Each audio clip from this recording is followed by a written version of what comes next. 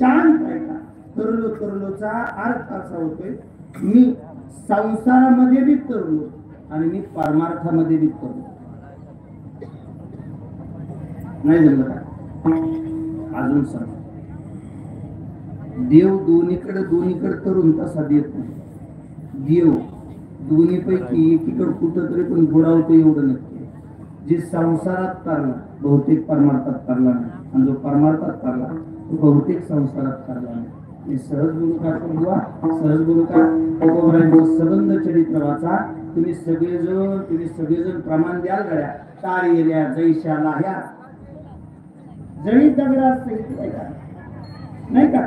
हे तुकोबरायांचा गाथा तरला हे मला माहिती आहे. तुकोबरायांचा गाथा तरला हे मला माहिती आहे. माझा त्याच्यावर विश्वास आहे. पण तुकोबरायांचा गाथा तरण्यासाठी देवानं तुकोबरायांच्या 25 गाड्या कर्जाच्या वया बुडावल्या. हे देवाची ते कोण, देवाची ते कोण, देवाची ते कोण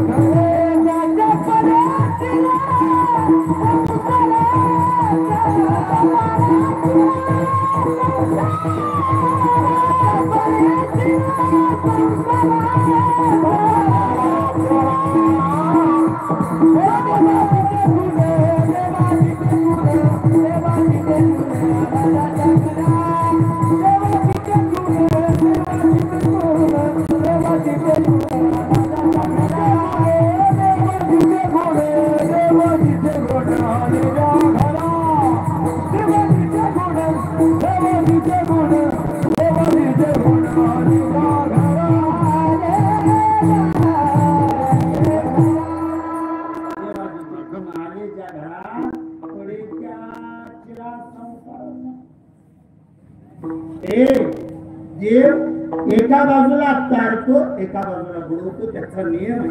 ज्ञानोबा सांगतात, गुरुकृपेने एवढा उद्धार झाला, गुरुकृपेने मी एवढा तरलो, संसाराच्या ठाई तरून गेलो आणि परमार्थाच्या ठाई तरून गेलो. ज्ञानदेव म्हणे तरलो तरलो. कशामुळे तरला? माझा उद्धार झाला. कशाने उद्धार झाला? आता उद्धारिलो गुरुकृपे, मी माझ्या गुरुमुळे तरलो. महाराज गुरुमुळे तरलो ही भावना निर्माण झाली आणि शेवट माझ्या मनाला कळालं, श्री गुरुचा लेखा आस्थापाठ राखा, इतरांचा लेखा कोण तरी काहीसा या अर्थाचा 4 चरणाचा श्री गुरुचं महत्व सांगणारा, श्री गुरु पाठीशी असल्यावर इतरांची गरजच नाही हे सांगणारा गोड आणि समर्पक अभंग.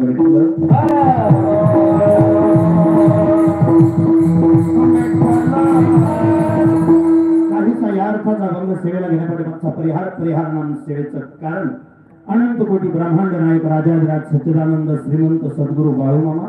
त्या बाळूमामांचा बग्गा नंबर 4 आणि त्या 4 नंबर बग्ग्यातून आज या मेंढी माऊलीच्या रूपाने आलेलं साक्षात बाळूमामांचे हे दर्शन तुम्हा सगळ्या मार्कडवाडीकरांना होत असताना नुसत्या मार्कडवाडीचेच लोक समोर बसले नाही, पंचक्रोशीतून सगळी माणसं समोर येऊन बसले. सबंध पंचक्रोशीला मामांचं दर्शन आज या भूमीवर होतंय. तुम्ही मान्य करा, नाही तर नका करू. एक राहता आम्ही जरी कीर्तनाला इतरत्र फिरत असलो तरी भागात चाललेल्या प्रत्येक कार्यक्रमावरती आमचं लक्ष असतं. गेले 4 दिवस झालं या मार्कडवाडीमध्ये हे आदमापूरचं दर्शन झाल्यासारखं व्हायला लागलं. वाडी 4 दिवस झालं वाडी राहिली नाही. वाडी 4 दिवस झालं आदमापूर